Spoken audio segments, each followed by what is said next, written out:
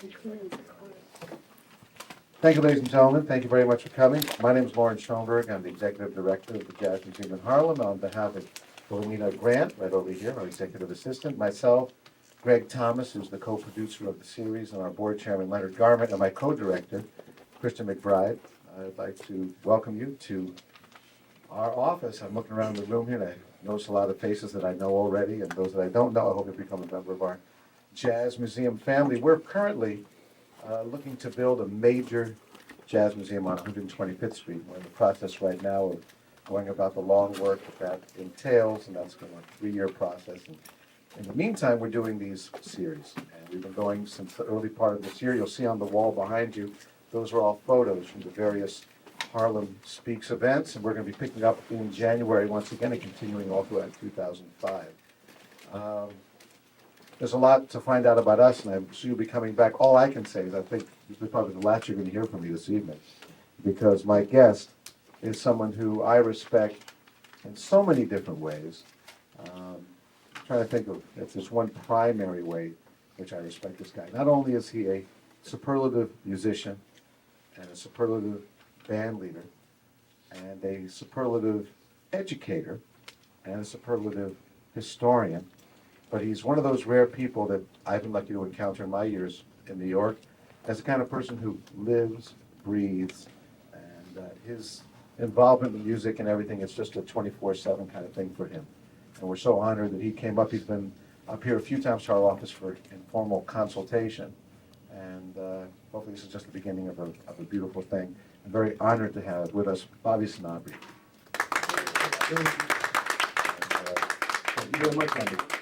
And basically, these things are usually along the lines of an interview. In other words, where I interview someone about their career and the various things that they've done. But when I mentioned this to Mr. Sanabria, it became very clear that what he had in mind to do, which is fine for us, it's less work for me, frankly, I don't have to think about the next question to ask, which is what I'm usually doing when I'm interviewing someone, is just to take it and run with it and do a history of a very particular thing that's very important to him. So I'm going to turn it over to you, and I'll stay as your DJ if you'd like. Of course. Okay, you got it. Thank you so much. How about a big round of applause for Loren Schoenberg? And this soon-to-be great place that's going to be an oasis here in Harlem. As you well know, those of you who are Harlem residents, Harlem has always been a place where transformation occurs. And Harlem has been transforming over the last few years into being the mecca of New York City as it once was many years ago. And the Jazz Museum in Harlem is part of that transformation. So in a few years, you're going to see a beautiful building housing the complete history of America's greatest art form. And when I mean America, in case you weren't paying attention during high school geography, America is not only North America, but Central and South America and the Caribbean. And the greatest contribution that America has made to the world is obviously the jazz tradition. And here in Harlem, well, Harlem has been very important to that history, especially a section known as East Harlem. And that's the topic of tonight, because in East Harlem, a particular genre of music was born that has spawned a sort of revisionist history toward jazz and the importance of the Latino contribution to this incredible American music. So tonight's topic of discussion is East Harlem, birthplace of Afro-Cuban jazz. So before we get into that, nothing is born in a vacuum. So I'm going to give you a little bit of a history of this area known as East Harlem. When we talk about East Harlem, or what is colloquially known to Latinos, Hispanics, as El Barrio, which literally translated means the neighborhood. And we're talking basically about the area from 5th Avenue, from East 96th Street, all the way up to 125th Street. From 5th Avenue, all the way to the river, the East River, all the way up to 125th Street. Although you'll get some people arguing with you, and they'll start saying to you, well, you got to really include all the way up to probably East 140th Street, East 142nd Street. But for residents of this area, it's 96th Street to 125th Street, from 5th Avenue all the way across to the East River. And in this small area a new form of music began to develop. But as I said, nothing is born in a vacuum. So let's talk a little bit about the history of this area.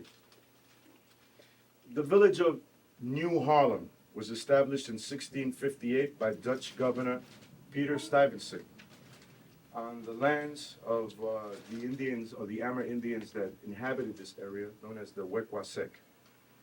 Then, the next inhabitants were the Dutch, English, and African Americans, who first were obviously slaves during the colonial period, and then later were free farmers in this area. These were the first inhabitants, besides the native inhabitants, the Amerindians, who truly were the first people that lived here. In 1811, New York City started a commission to draw up a grid system to name all of the streets, okay? And at the time, the area was sparsely settled, but the streets started to be named. This was all basically farmland.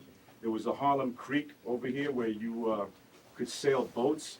You would go fishing. I'm just gonna be in my Okay. mic, it's a little loud. Okay. You'd sail boats, you'd go fishing, etc. So, besides the farmers that were here, it was a place for the well-to-do. People from downtown that had money would come up here, sort of as a resort area. Finally, something momentous happened. In 1837, the New York and Harlem Railroad was constructed on what is today known as Park Avenue. And of course, the people that built that railroad were the Germans and Irish, and who they eventually settled in this area. In 1850, the population by the census was only 1,500, but there were 4 churches. Churches are very important to any neighborhood because they provide spiritual comfort to the community. They are meeting places. People that are immigrants come to meet each other, help each other out. So the churches in this area are very important through the history of all of the immigrants that have come here. Okay. Finally, in 1870, the 2nd and 3rd Avenue L was constructed, and blocks of tenements were erected to house all of this migration coming in here for the people that were already here, the Dutch, the Germans, the Irish, etc., who were here and constructed the railroad, etc., as I mentioned before. Finally, in the 1890s, the Jewish and Italian communities began to be established. They came from East Europe and, of course, Italy. And amongst the Jewish community, regional associations known as Landmannschaften determined where one would live. Okay, if somebody came from Eastern Europe, these regional associations said, well, you're going to live in this area because there's an apartment there available, et cetera, et cetera. So the Jewish community became very powerful in this area, and the Italian community. The Italian community here in East Harlem became the biggest community in New York City, bigger than in what is known as Little Italy, down in the village area. Finally, in 1898, we have the Spanish-American War. And those of you who know a little bit of history know that the United States declared war on Spain because of the mysterious explosion that happened on the battleship Maine. The Maine had been on a world tour showing America's strength all across the world, etc. And all of a sudden now in Havana, Cuba, in the harbor there, this great battleship, the symbol of the United States, was blown up. Till this day, nobody knows what really happened. But of course, politicians started blaming Spanish terrorists, people that wanted an independence movement on the island of Cuba, etc. And so we declared war on Spain. Okay? You all know about Teddy Roosevelt and the Rough Riders and all of the legends built around the Spanish-American War, etc. But because of this war, Puerto Rico became a dominion of the United States, a colony. Here in New York City, East Harlem, in 1898, a club was founded, Dos Antillas. This was a club that was founded here in support of the independence movement for Cuba and Puerto Rico here in New York City. Hence, Dos Antillas. The Great Antilles are known as Puerto Rico, Cuba, and the Dominican Republic. Dos Antillas, the two Antilles, Cuba and Puerto Rico. And interestingly enough, the treasurer for this organization was the great Arturo Schoenberg, great Puerto Rican, who was responsible for documenting the African diaspora in the New World, and his archives are world famous. And we have the Schoenberg Center here in Harlem for research in black culture. So, now, during this time period, we get, obviously, a migration happening of Puerto Ricanos, and basically they go to southern Brooklyn, the Red Hook area, and here in East Harlem. Something very interesting happens in 1917 to increase this migration. Okay? At first it begins as a little bit of a trickle, and then finally in 1917 something happens. We have the passage by Congress of the Jones Act. Those of you who are students of history, we have a few here, know that the Jones Act granted citizenship to islanders, to Puerto Ricanos. Anybody that was born here from Puerto Rican parents already obtained citizenship, but now the United States Congress grants citizenship to native Puerto Ricans on the island. And due to the job shortages, during this time period, of course, on the island of Puerto Rico, many Puerto Ricans start migrating.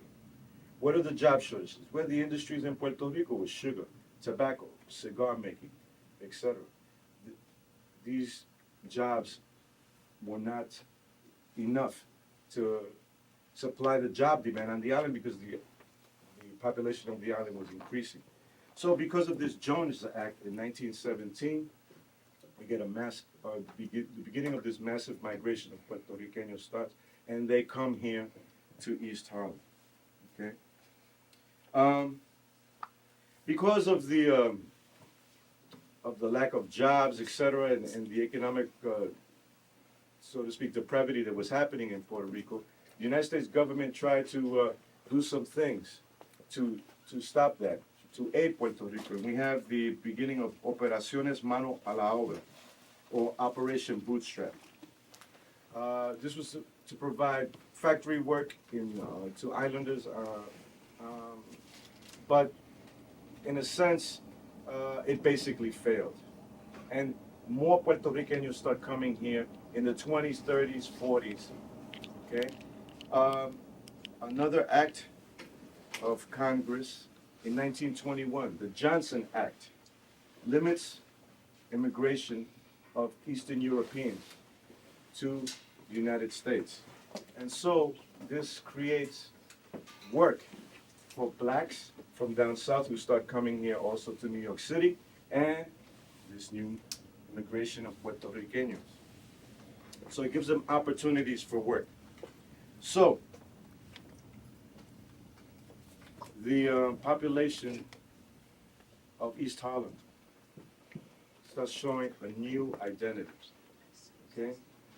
The Dutch that we get, the Germans that we get, the Irish that we get, the Jewish people that we get, now, like every other migrant group that comes, okay, the Puerto Rican community starts dealing with the issues of finding work, establishing a community here to have their identity, okay, and of course they meet with discrimination and prejudice, as every immigrant group has when they've come here. Okay? But through the efforts of people like Arturo Schoenberg and others, newspapers start springing up here in New York City. We have Puerto Rican-owned newspapers like La Liberación, who promoted the independence movement. El Periódico Gráfico and La Liga Puertorriqueña Hispana, who also had a newspaper. You start getting shops opening up in the area. You start getting Spanish being heard all throughout the area, okay? And I'd like to turn to a quote by a gentleman, Bernardo Vega, who was a cigar maker who migrated to El Barrio, Puertorriqueño. In 1916, when Bernardo Vega, the cigar maker who later wrote his widely read memoirs, arrived here, he recalled that there were about 50 Puerto Rican families living in what later became known as El Barrio. Between the two world wars, this community grew by 1926, and 60% of the Puerto Rican migrant population lived there. The Jewish vendors who sold their wares at the open-air market, later called La Marqueta, reflecting the neighborhood's changing communities, began to sell Caribbean products and foods such as plátanos for this burgeoning community. So there were other Puerto Rican settlements in the city during the 1920s and 30s. East Harlem became the largest and most important. It was here the emerging Latin popular music scene really took off. In the 1920s, the Hall for Hire at 110th Street and Fifth Avenue was rented by political and civic organizations for various affairs. Eventually, the Park Palace, named for its elegant decor, featured Latin music entertainment. Located on the second floor, it was a large hall which held 1,500 people. Downstairs was the Carlton Club, which was later named the Golden Casino. During the 1930s, the Golden Casino often hosted Augusto Cohen's band, a Puerto Rican band leader, who played boleros, guarachas, son, rumba from Cuba, plenas from Puerto Rico, and pasodobles from Spain. In fact, this was what every band at the time included in their repertoire, so they had to be very, very versatile. The Golden Casino would later become the Park Plaza. The building became the focal point of the Latin music scene, so much so that Nora Morales titled the song 110th Street and Fifth Avenue in tribute to this great ballroom. And here in this ballroom, ladies and gentlemen, is where what we know as Afro-Cuban jazz was born. But to give you more of a sense of the area, we have some slides here, courtesy of City Law and Elena Martinez. And let's go through some of these slides so that you can get a little bit more of a vibe of what East Harlem was like. The first slide we have here, I still just need a little light so I can read. If you can just put on one of the lights. Thank you. Maybe the back one. Yeah, The other one. there you go. First slide here we have is Frawley Circle. This is East 110th Street and Fifth Avenue, and today it's known as Duke Ellington Circle. This is circa 1900. The border between Black Harlem, what became known as Black Harlem and Spanish Harlem. This border also has Duke Ellington Circle and the Park Palace. The second slide here we have is the Duke Ellington Memorial. This is the first one in New York City dedicated to an African American. First in the country dedicated to Duke Ellington, and the dedication was done in 1997. I'd like to say that my band played the opening of that statue. They went to Marsalis. What's the name of your band? And it was built, Loren, and it was built by Bobby Short. That was Yes. Bobby Short's 15 years to be built. Pardon me for interrupting that. No, not at all, not at all. We're here to share historical information. Okay, now we come to the third slide. And this is the Park Palace. Around circa the 1950s. And the group that's playing is the bass players group, Julio Andino, who would make a name for himself with Machito and the Afro-Cubans, with Tito Rodriguez, and he would also form his own group, this group that you see here. It was here that the emerging Latin music scene really took off. In the 1920s, the Hall for Hire, as I said before, the Park Palace was rented by political and civic organizations. Eventually, the Park Palace featured Latin music entertainment. We'll get to that in a second. But what you're seeing here is the second floor, which was 1,500 people could fit in this ballroom.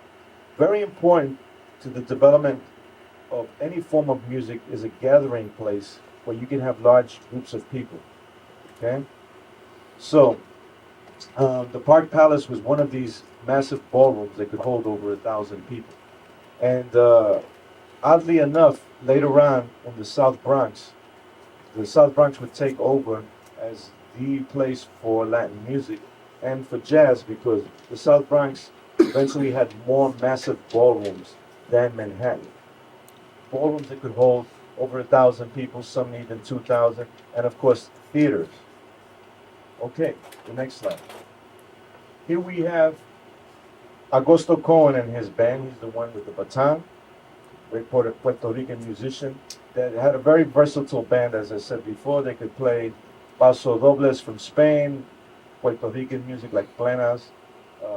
They could play Cuban music and some swing music, Okay.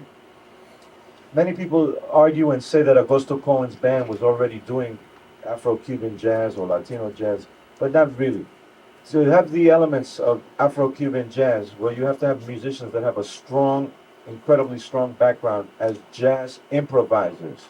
They have to know the vocabulary of jazz, and that means knowing African American culture, and of course knowing the complexities of Cuban music.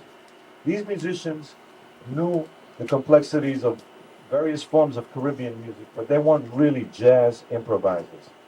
Um, this was at the Golden Casino. Now, one of the things I have to say, ladies and gentlemen, is that when you see pictures of bands, right, most of the time you just see people talking about the band in the picture, but they never talk about where the picture was taken. And this picture was taken at the Golden Casino in the mid-1930s.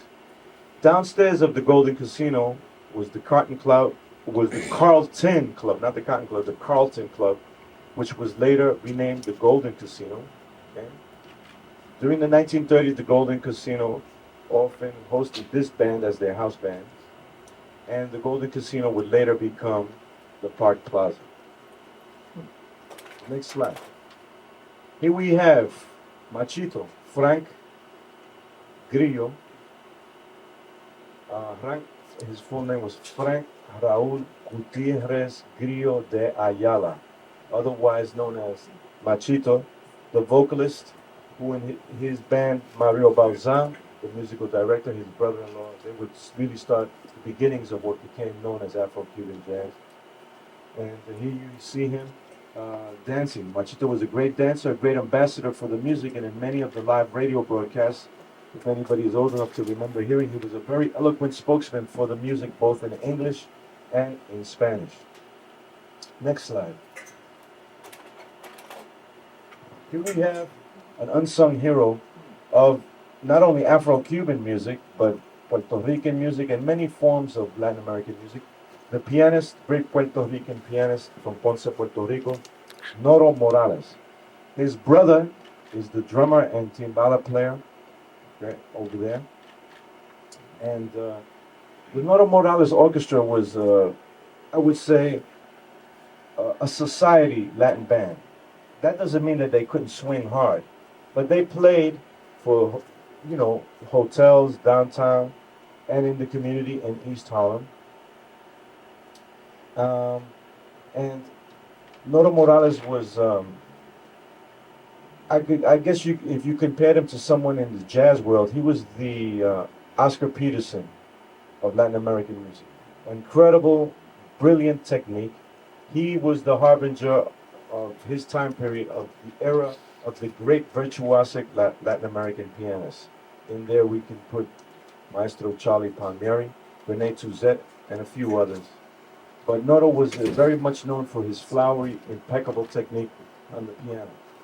He was an improviser, but he was not a jazz musician, to say. He dabbled at jazz, he hinted at jazz in some of his compositions and in his solos. But in terms of knowing jazz repertoire and being able to play the blues and all of the things that are prerequisites for knowledge in terms of complete knowledge of jazz, Noro hinted at it. But he was a tremendous improviser, and his brother Umberto on the drums eventually became a band leader himself. And for those of you who are percussionists, drummers, Umberto Morales, the timbales that he endorsed for the Lidi Drum Company are sort of looked at as these like really Rosetta stones as far as the instrument that we know today as the timbales are concerned. Why are they so treasured by percussionists? Well, because they were made from brass, the brass that's used to make trumpets. and trombones.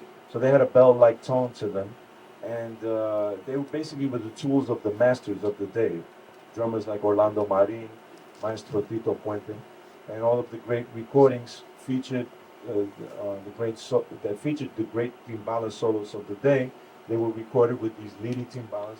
Humberto Morales eventually became the his name was printed on the side of the drums. Uh, he wrote a book, an early book on Latin American rhythms, how to play them, etc. That's a collector's item today. It's been reprinted. But as you can tell, this was the big band. It wasn't a full big band. A full big band is 5 saxophones, 4 trumpets, and 4 trombones, or 3 trombones. Of course, that can be adjusted. You can have 4 saxophones, sometimes even just 3 saxophones. But you have to have a complement of saxophones, trumpets, and trombones. And as you can see, we only have a complement of 5 saxophones. They doubled on clarinets. Some of them doubled on flutes.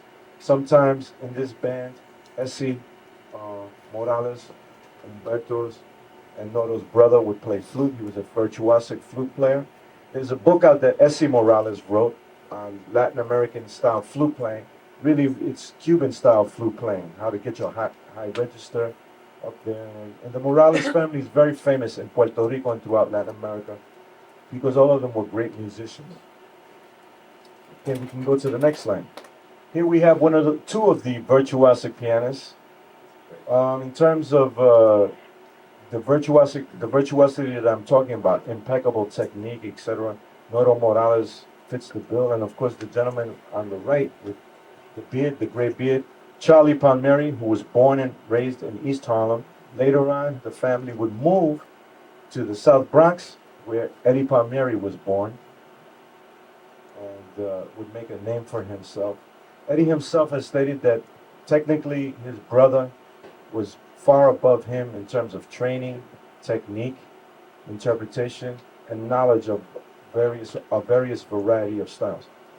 Charlie did know how to play jazz. By that he could play the blues, he could hang with and play jazz tunes or vehicles that jazz musicians used as jazz tunes. He understood jazz harmony completely, but he always was called upon for his virtuosity and his versatility in the world of Latin American music. Charlie played Brazilian music in Fernando Alvarez's band at the Copacabana, along with Tito Puente being the drummer in that band.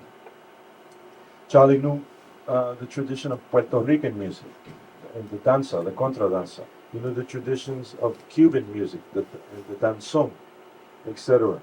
So he was a very, very versatile player. I am speaking about him a lot because his brother obviously became more famous. But Charlie is somebody that any student of the music should really, really check out. And he also, because he got tired of playing on pianos that were out of tune, he started bringing an organ to the gigs. So he was one of the first to record on organ Afro-Cuban based music, as well as a gentleman by the name of Frank Anderson from Panama, who's a little known pianist, but a virtuoso in our scene, and he's still alive today. Charlie, unfortunately, isn't alive. He was a great band leader. You should check out his recordings. And of course, Eddie, what can I say about Eddie? He's a 7-time Grammy winner, or 6-time Grammy winner. I'm sure somebody will correct me later on.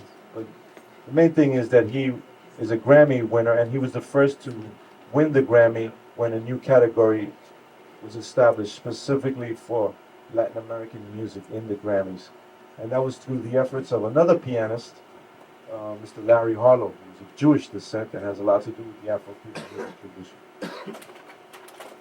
This is the Park Palace today at 110th Street and 5th Avenue. It's a Mosaic Christian church. Many of these ballrooms and theaters, etc., have been taken where Latin music was featured. And by Latin music, and I don't mean Cuban music, I mean all forms of Latin American music, tango, etc., have been taken over by Pentecostal churches. And of course, these Pentecostals will gladly tell you, yes, in these halls, the devil once lived. But we now have brought God to these hallowed halls. So, you know. Okay. This is another place. It's the same place. It's the same. Well, it's actually the same place, yeah. And here we have the Audubon Ballroom. This is Louis Varona, who's a vocalist, and this band actually was called Louis Varona and the Second Afro-Cubans. Okay. Louis Varona and Marcelino Guerra sort of co-led this group, and Marcelino Guerra, who was another vocalist, eventually took it over.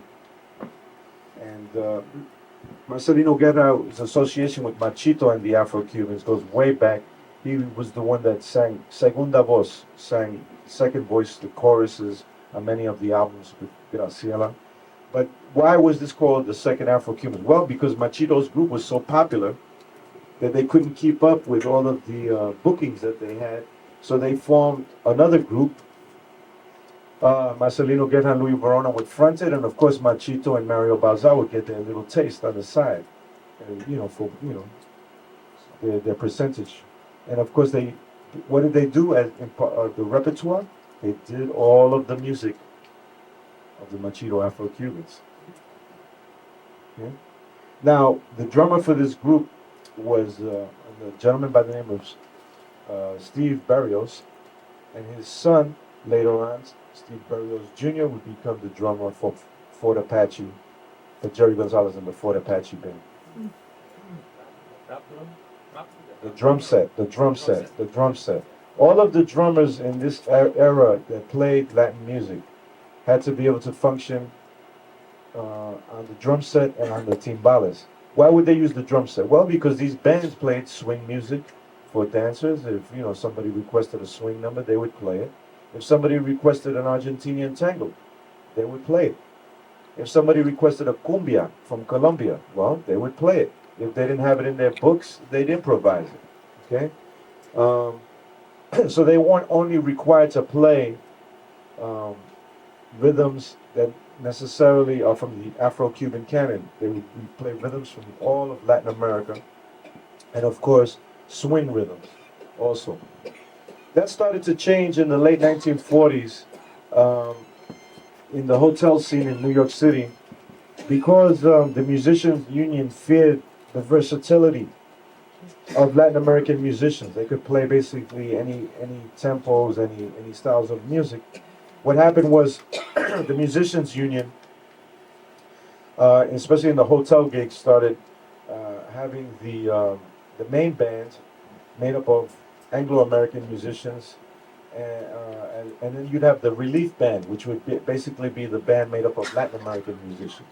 So this is when the drummers, they didn't have to bring the full complement of the drum set anymore to gigs, because you'd have the main band playing swing rhythms, etc., popular, music of the day that didn't utilize Latin American rhythms, and you'd have the Latin band. And of course, the relief band, the Latin band, would get paid less money. But that's another story. We can talk about, of course, the improprieties as far as musicians getting paid, African American musicians and Latin American musicians. So this was the thing that the Musicians Union did, that they said, well, you have to have two bands.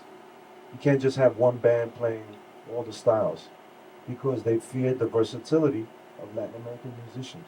Doesn't mean that Latin American musicians were technically better or anything like that. It just, Latin American musicians came from Latin America, and they listened to American music, popular American music, as well as the music that they grew up listening to from their native countries. So they just were very versatile. Like someone who grows up in a household speaking Spanish and English. By the very fact that they can speak two languages just makes them a little bit more versatile. And sometimes that versatility can be a detriment to you in the discrimination of the day, both racially, culturally, and of course musically. Next slide. Here we have what became known as the Metropolis Studios. This is on 1443 Park Avenue at 106th Street. It later became the Odd Fellows Hall, and the Odd Fellows hall, this building, had a space that was rented out for dances, and later on, recording companies would use this hall to, because of the acoustics, to record bands. And one of the bands that recorded there was Machito and the Afro-Cubans, and this is where they recorded the album Kenya, which featured J.J. Johnson and Cannonball Adderley, amongst others, and Herbie Mann. It's an incredible album. I have it here. We can probably play an excerpt from it a little bit later. But all of you who are interested in this music, and obviously you are interested because you here should have that album. It's an incredible album. It's called Kenya. What's great about that album, as I said, is that there are many players on it who later would become very famous, amongst them Cannonball Adderley, who was featured as a soloist on that album. The next slide. This is one of my favorite slides. This is Casa Latina in the early 1950s. The original location of this famous record store here in East Harlem was at 110th Street near Park Avenue. Then later on it moved to 116th Street and Lexington Avenue. The owner is this gentleman holding the record with the black suit. That's Bartolo Alvarez, the original owner. Okay. And this is a picture of the Casa Latina in its original location. In 1948, he bought the store and renamed it Casa Latina.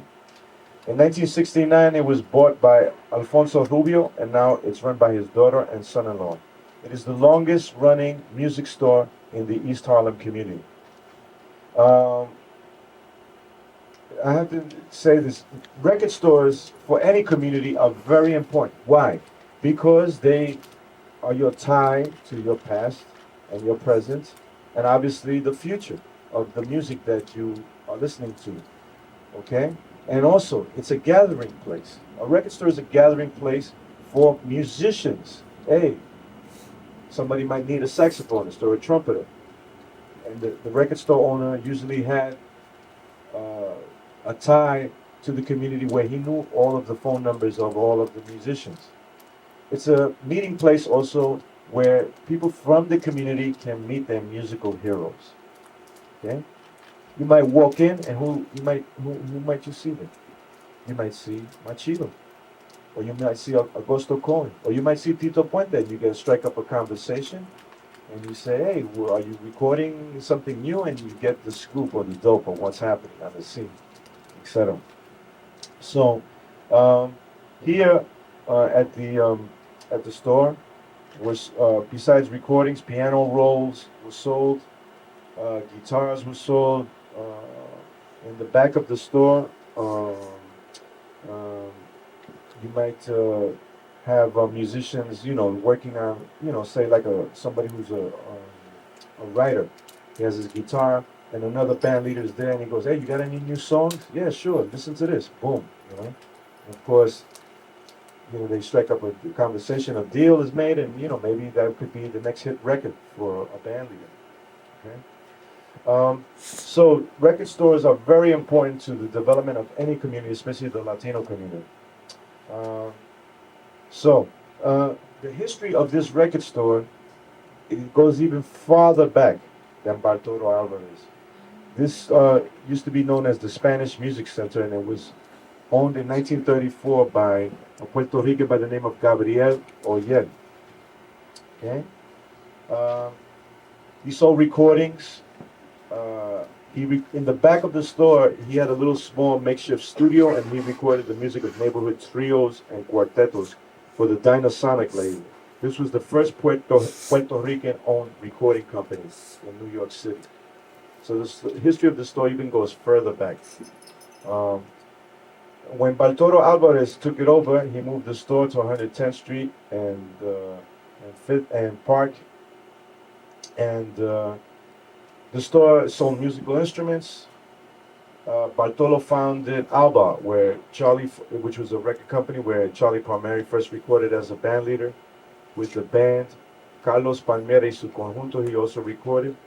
And later they founded Rival Records, which recorded some of the most popular artists at the time, including the Puerto Rican singer by the name of Davilita. Uh, Ironically, Mr. Alvarez was inspired to become a musician at the age of 14. When he started, he stopped by the Almacenes Hernandez, which was owned by the Familia Hernandez, Victoria Hernandez, and Rafael Hernandez. And he first listened to Rafael Hernandez, Puerto Rico's greatest composer. He heard him play there, and he sort of said to himself, "Oh, forget it. I'm not going to be a musician. You know, these people are real musicians." Okay. So here we go now to the next slide, and this is what Casa Valentina looks like basically today. It's on 116th and Lexington Avenue. I encourage all of you to go to these places, and if they still exist or don't exist, just go there to get the vibe, because you will feel the spirits of our ancient ancestors in these areas. And here we have Rafael and Victoria Hernandez. What can be said about them? Well, Victoria and Rafael Hernandez migrated to New York City and were to become key players in the burgeoning Latin music scene. Born in Aguadilla to poor Afro-Puerto Rican tobacco workers, Rafael, Victoria, and their brother Jesus all became accomplished musicians. Rafael became part of James Reese Europe's 369th Infantry Hellfighters military band, the famous African-American regimental band that toured throughout Europe and is credited with introducing jazz to European audiences. Rafael was a trumpet player in that band. Interesting story about the Hellfighters band. Part of the FDR Drive is named after them. If you're driving way up and you come downtown from, come crossing the Triborough Bridge and you cross, you'll see a sign, 369th Regiment Hellfighters Band. That's the name of the highway in that area. This band was led by an African American, James Reese Europe, who was in the military at the time, and he was told, form a band of black musicians. He couldn't get well-trained African American musicians, and that's not a disparaging comment to African American musicians, just because a lot of training wasn't available to them at the time because of discrimination. But somebody told him, hey, listen, if you go to Puerto Rico, they have well-trained black musicians down there. Puerto Rico has a history of, and Cuba and the Dominican Republic has a history of training musicians of color in the classical European tradition. So he needed musicians that could read music, sight read music, and interpret other different styles. So he gets about 18 Puerto Rican musicians to be part of this band, and Rafael Hernandez is one of them. This is another example of the ongoing tradition of African Americans and Latino musicians coming together and meeting and exchanging and helping one another. Okay? You can get these recordings. The James Reese Europe band made about 23 recordings, 24 recordings, and you can get them on CD now. So I encourage all of you who are into the history, and obviously you are, to listen to these recordings, and you will hear Rafael Hernandez playing trumpet in this section of this band.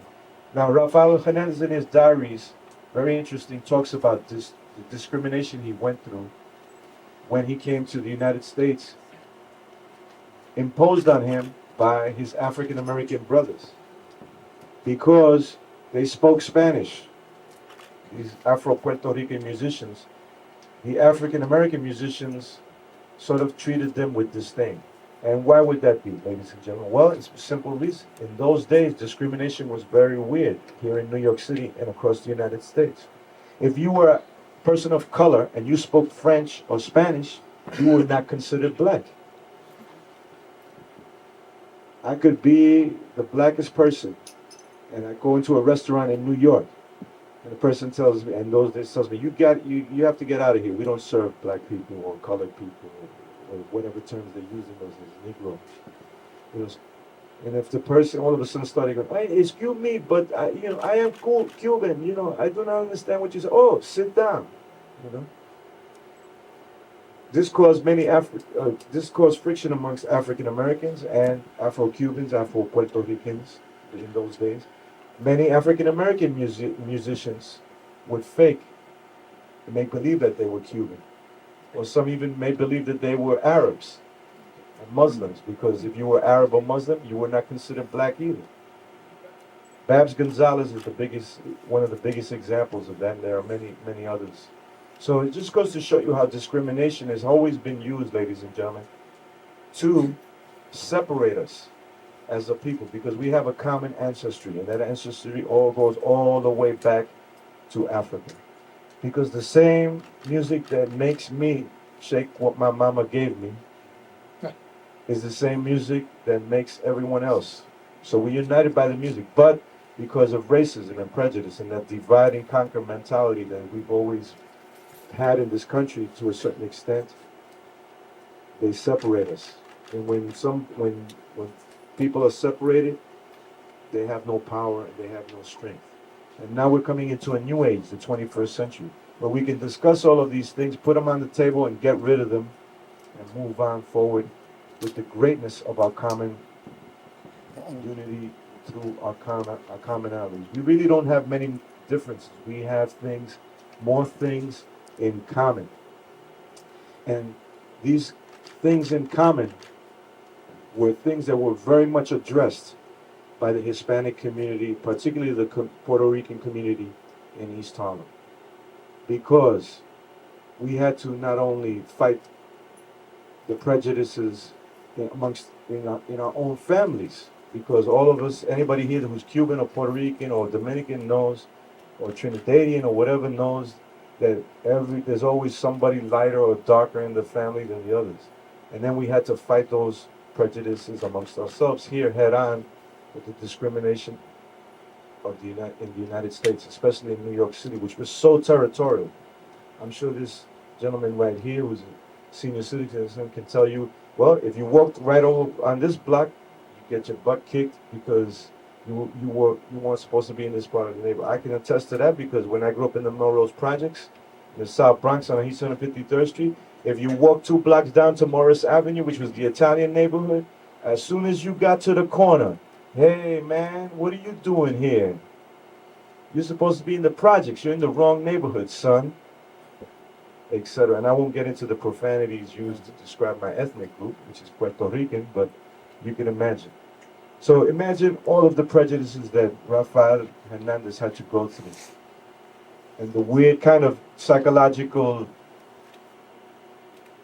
racism and discrimination that that our ancestors had to go through in this area,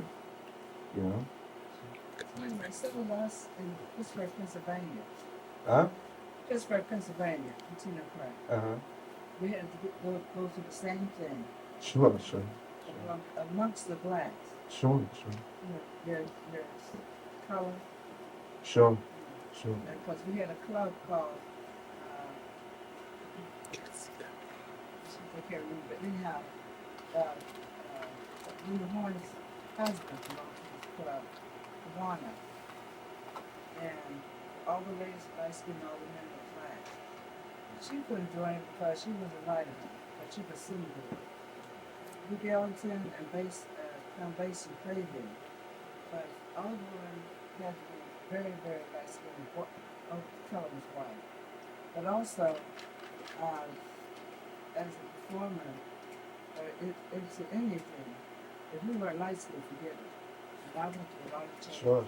On my skin and brown skin. Sure. Well, let's move on. Okay. Here we have Machito Square, East 111th Street and 3rd Avenue, named after Frank Grillo, the great vocalist who came from Cuba, and with his brother-in-law, Mario Balsal, would form this incredible orchestra which would change the course of the music in the 20th century. And we're going to close up with our slides here. That's our last slide. So let's talk a little bit about Machito and the Afro-Cubans. Well, let's talk. You have to talk about Mario Balsal. Mario Balsal was a Cuban, came here, he was trained as a classical musician.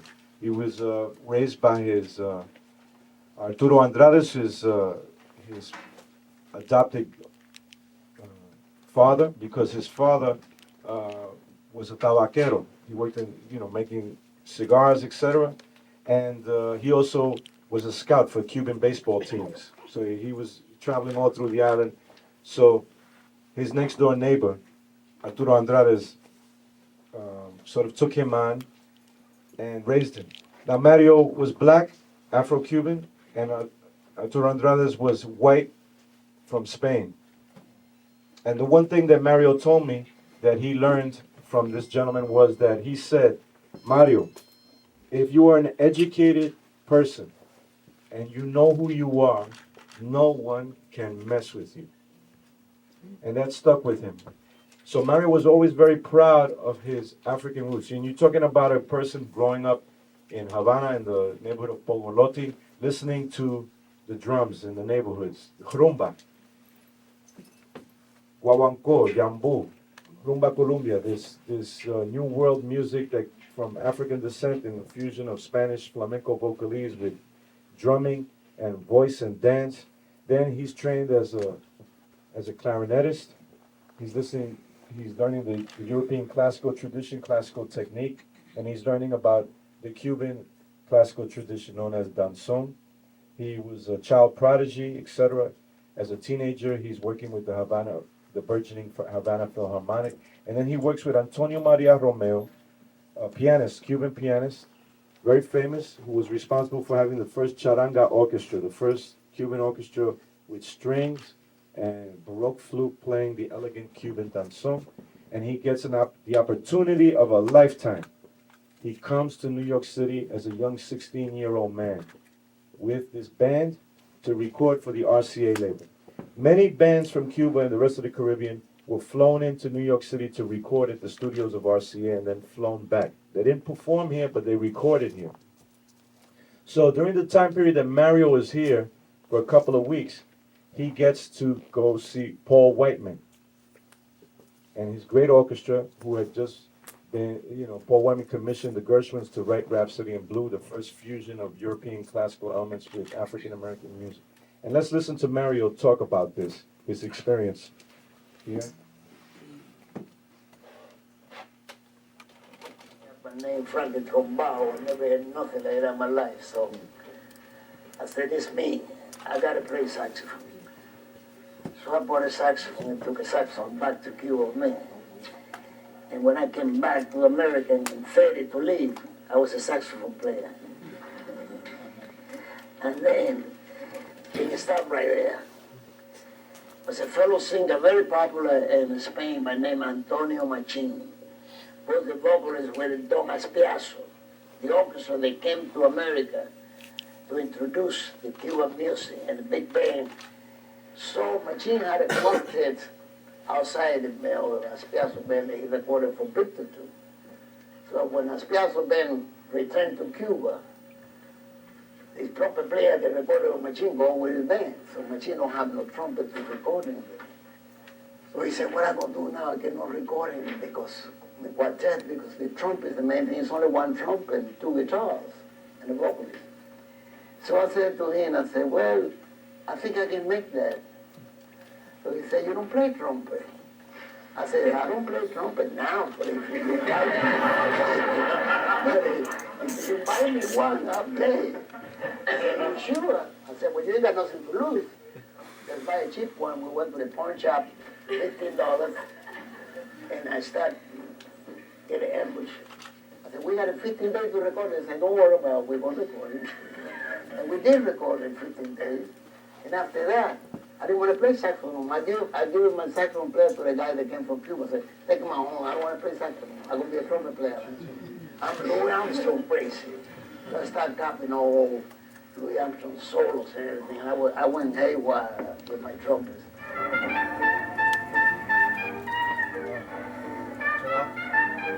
How about that? So he goes with the Louis Armstrong. He gets inspired by this happenstance thing. Antonio Machín needs a trumpet player to record. Why? Now he goes. Now there were many trumpet players in New York City, but Machín, the singer, why did he freak out?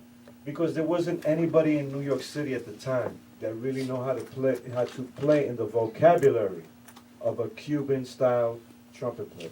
All music, ladies and gentlemen, what makes different styles of music different is the vocabulary and the syntax. how you use that real carrier. An A flat is an A flat in any style of music. But how do you use that A flat in bebop, or in hard bop, or in the European classical tradition? And then if you're getting into that, forget it, what period? The Romantic period, the Renaissance period, you know what, et cetera, et cetera. So that's why Antonio Machín freaked out, and when Mario told him, well, you know, buy me a trumpet, man.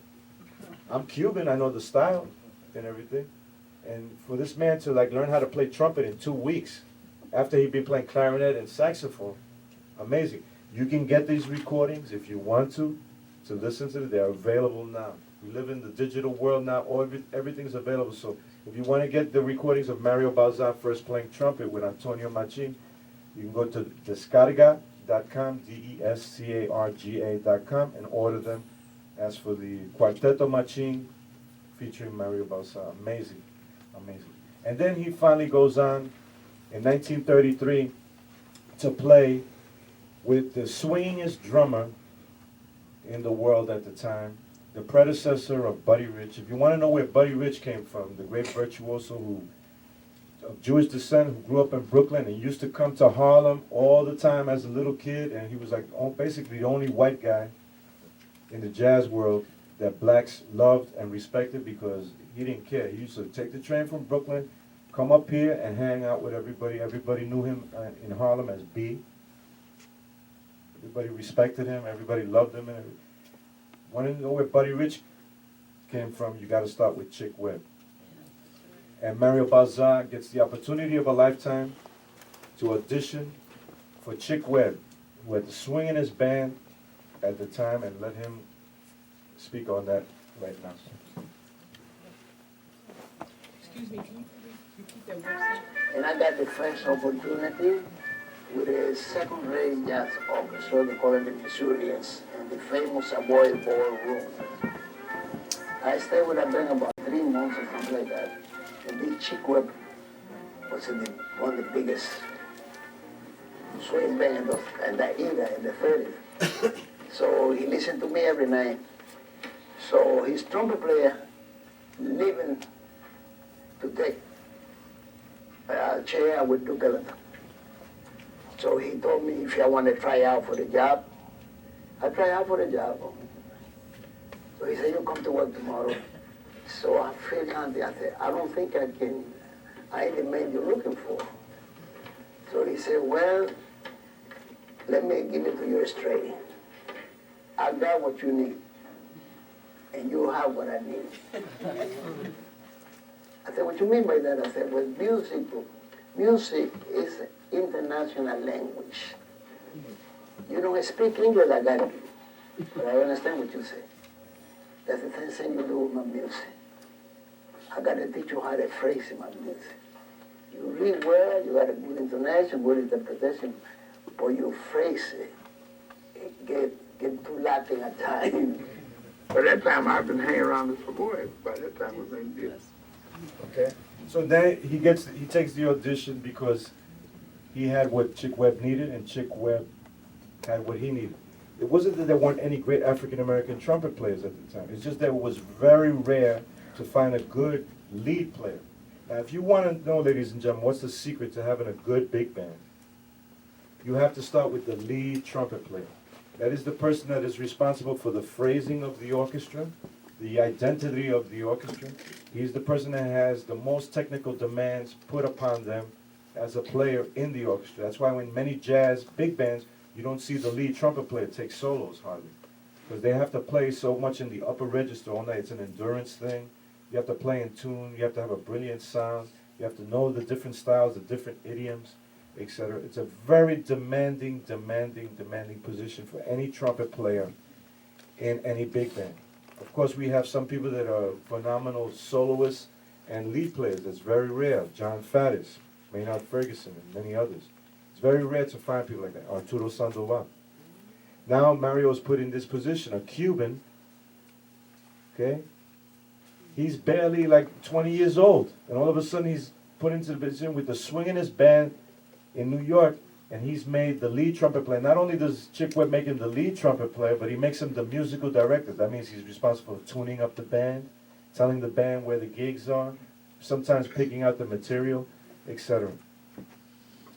Amazing, right? Just a testimony to this man's greatness as a musician. So from 1933 to 1938, not only does Mario play with the Chick Webb Orchestra and record Stompin' at the Savoy and a Tisket a Task and all that, and on Stompin' at the Savoy, if you listen to the original version with the Chick Webb band, Mario takes a trumpet solo and then he takes a clarinet solo on the recording. Do you know That how clarinet solo, the first recording of Stompin' at the Savoy with Chick Webb, listen to it.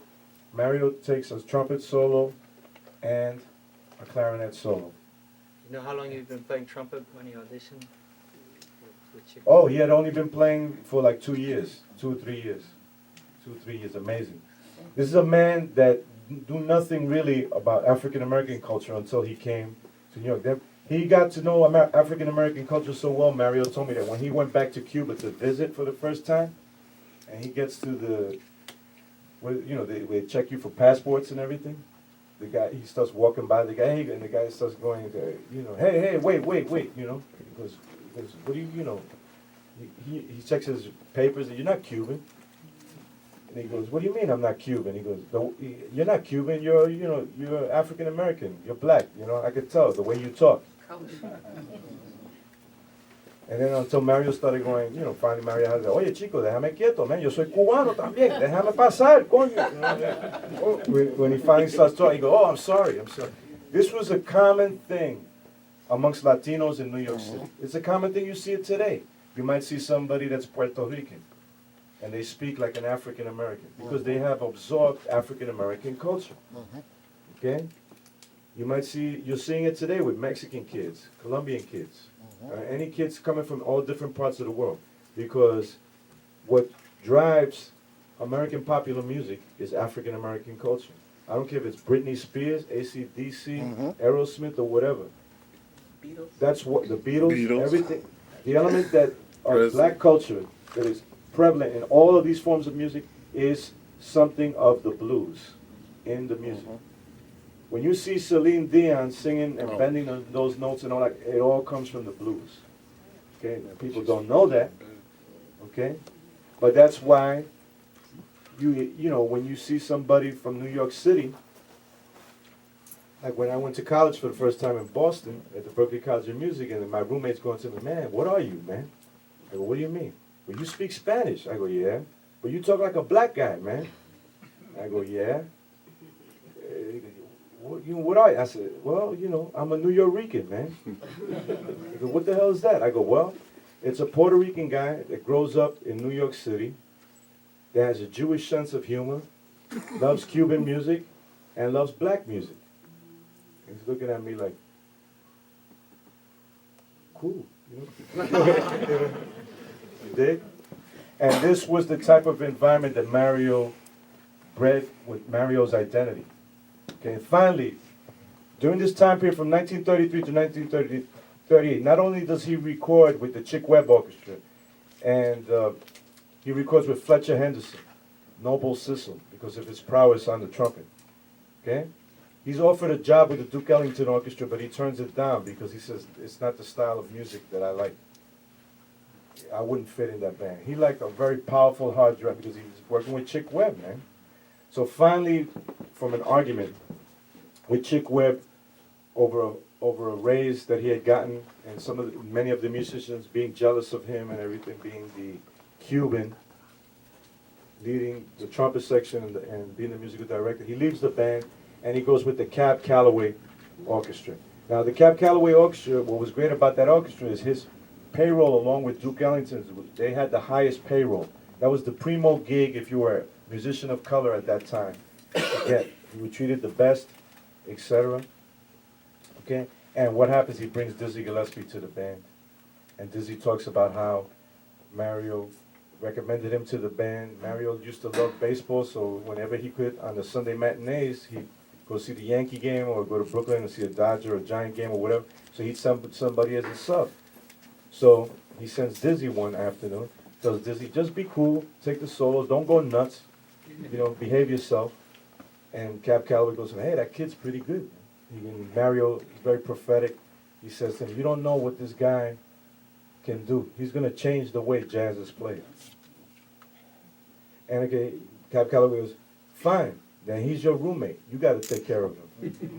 And this is when Dizzy becomes enamored with Afro-Cuban music, etc. And then something prophetic happens, because we don't have much time, and I know you have some questions.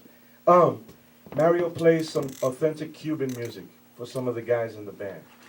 Son, Cuban son, which is with the mandolin, the tres, the mandolin instrument of Cuba, the tres, the guitar, bongo, maracas, etc. Now you can imagine these African American musicians who are super hip, etc., being treated so well, and they're hippest musicians in the world at the time. All of a sudden they listen to this music that sounds so foreign to them. Plus it's in Spanish. So the first thing they say is, man, Mario, I don't know, man, but that sounds like hillbilly country music. He goes, oh yeah? Well, one day there's going to be a band. One day he gets insulted. He says, well, one day there's going to be a band that's going to be just as hip as the Cab Calloway band, Duke Ellington's band, and it's going to be using these rhythms. And then you're going to freak out. And then we have the beginning of the Machito Afro-Cubans in 1939 with his brother-in-law Frank Machito Grillo, vocalist, moves to New York, starts working with various orchestras on Samuel Sacasa's band, etc. And then he tells Mario, hey, we should form our own band. He goes, yeah, I know, he gets fired from the Cab Calloway band. The folklore behind that story of him getting fired, supposedly Dizzy Gillespie threw a spitball at Cab Calloway. That's how Dizzy got fired. And Mario got fired because Cab Calloway tells him, you're supposed to be playing a mute in this one section of the tune. And Mario told him, no, I'm not going to do it because anybody knows anything about trumpets, sometimes when you put the mutes in, it's hard to control the intonation, playing in tune. So Mario, being the experienced person that he is, tells Cab Calloway, no, I'm not going to do it because of this, and it's not going to work. And Cab was sort of like not having a good day that day, and he tells Mario, screw you, and he tells him, F you. So Mario said to him, nobody talks to me that way. Packs up his trumpet, and he walks out. Forms the band with his brother-in-law, Frank Grillo, and they begin to play at this place, the Jewish Catering Hall that we talked about before, the Park Palace Ballroom. Now, the relationship between Jews, African Americans, and Latinos, especially Puerto Ricans, has always been a fruitful one, has always been a good one. We inherited their sense of humor, etc. And they were the only ones that would allow us to perform in their venues. Why? They loved our music. They loved our culture. We have many common things. We are very strong in family. Jewish people have always been oppressed. Been oppressed. They understand the whole immigrant thing. They understand the rhythms because they have roots in the Middle East and North Africa, etc., etc. So this Jewish Catering Hall is the first time you hear Latin music in New York City with this great band, the Machito Afro-Cubans. By 1943, this concept that Mario had of combining really lush, complex arrangements that he had learned and experienced firsthand. No other Latino musician had experienced that. You have to understand, no other Latino musician had experienced that. Louis King Garcia played with Benny Goodman, etc. There were others. Juan Tizol played trombone with Duke Ellington and Harry James. But you're talking about Mario Bazar working from 1933 to 1939 with the premier black orchestras of the day, experiencing racism down south, experiencing racism in New York City, working as the lead trumpet player with these great orchestras, with these great band leaders, with these great arrangers, incredible arrangers like Fletcher Henderson. Nobody had that experience, so he brought that to this band that he formed with his brother-in-law. Why didn't he front the band? Because it was a gift to Machito. They had known each other as boyhood friends growing up in Pogolote, Cuba. And Mario fell in love with Machito's sister, Estela. They got married, etc. And he said, Macho, I'll take care of hiring the musicians, running the band. You just be the front guy. So the secret behind the sound was Mario Bauza. And finally, in 1943, they record a song called Tanga. Now this is ground zero as far as Afro-Cuban jazz. Many jazz historians say that Dizzy Gillespie did it with Manteca, with his collaborations with the great Cuban conga drummer Chano Pozo. But even Dizzy Gillespie said, I didn't do it first. Mario was the only one that knew African-American music and Afro-Cuban music equally as well. He was the first one to do it. Dizzy was the first person outside of the sphere of being a Latino that embraced the music, fell in love with it, and said, wow, this is a way for me to connect with my long-lost African roots. And that's why he went to Mario Bauza, and he said, I want one of those guys that plays hand drums in the band. So he tried using a bongo player first, Alejandro Rodriguez. And Alejandro Rodriguez, when he played in Dizzy Gillespie's band, he did one gig with them at Town Hall, and he said, man, I don't understand this. This doesn't fit, with the swing rhythm. What am I doing here? He felt uncomfortable, so he left the band. So Dizzy goes back to Mario and says, listen, what about one of those guys that plays one of those Cuban tom-toms? He goes, I got the man for you. He just arrived from Cuba, Luciano Chano Pozo. And the rest is history. But the first Afro-Cuban and jazz marriage happened with this incredible composition called Tanga. And I would say, ladies and gentlemen, that it also represents the first use of Impressionism in jazz, along with Duke Ellington's work. When you listen to this, imagine imagine all of these things coming together. West Africa, African-American culture, the virtuosity of the jazz improviser, all of these different languages coming together. It could only have happened in one place, ladies and gentlemen, right here in East Harlem. So let's listen to a little bit of Tanga, and then I'll give you a taste of what the orchestra sounded like on video. Nope, not that.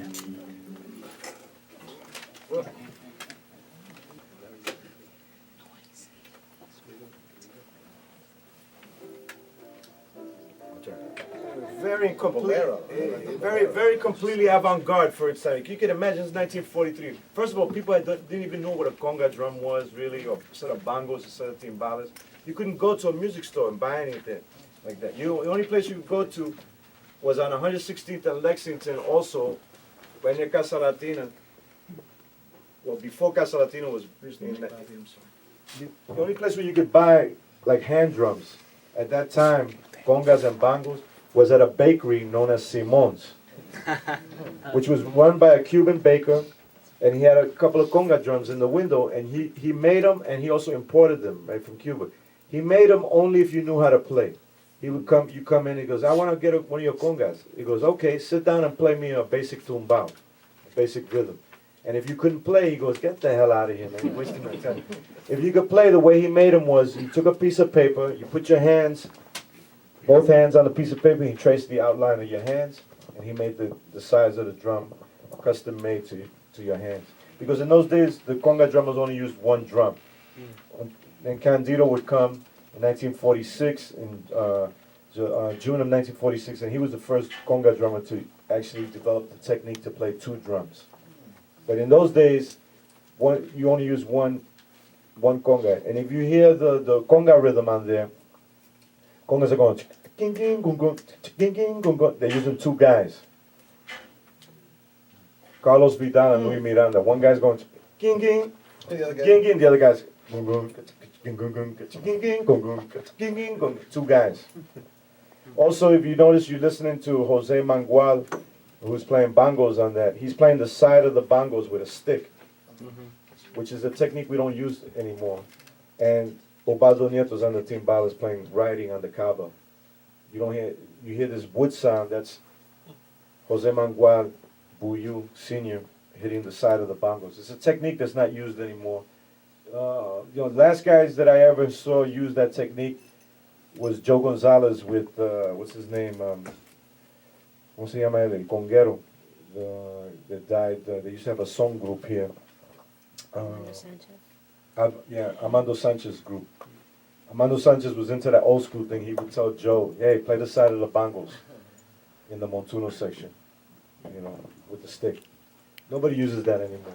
Is it the same as baqueteo? No. Baqueteo is when you play on the top of the timbales and you strike them, creating the sound like of a hand drum for danzón. That's what baqueteo is. But who's So anyway, that's the beginning of Afro-Cuban jazz, ladies and gentlemen. I don't care what anybody says. I don't care what jazz books you read, whatever the hell, because what happens is in our world, in the world of Latinos, many times we're not credited with our innovations and our contributions because people think that, oh, well, they could never have done that. How could they have done that? They're not as sophisticated as whatever, as the jazz musicians of the day. But that's ground zero for Afro-Cuban jazz. So it wasn't born in Cuba, and it wasn't born in Africa. It was born right here in New York City, just like doo-wop, just like Latin boogaloo, and just like hip-hop. who's on the bass? That's Julio Andino. No, I'm sorry, that's Bobby Rodriguez. Yeah, that's Bobby Rodriguez. Couldn't do it without the bass. So, what I'll do now is give you a little taste of what the Machito Orchestra sounded like. This is with Mario Balza, his orchestra, and we recreated one of the pieces that Machito recorded on the Kenya album called Wild Jungle. So you're going to get to hear it now. But this was done around 1992. But listen to how advanced this music sounds. Recorded in 92, played in 1992, but it was really written in 1957. How about the Bobby Sanabria?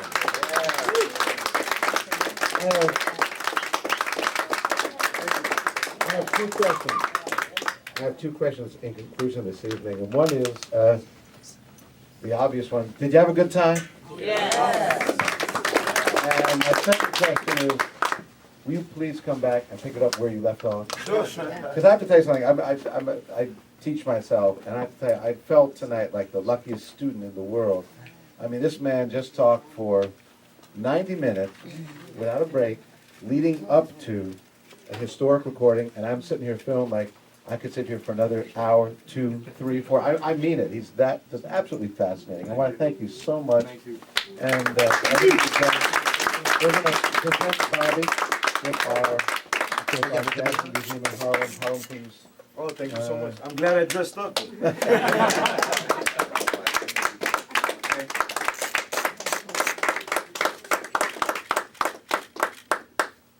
Okay, now this.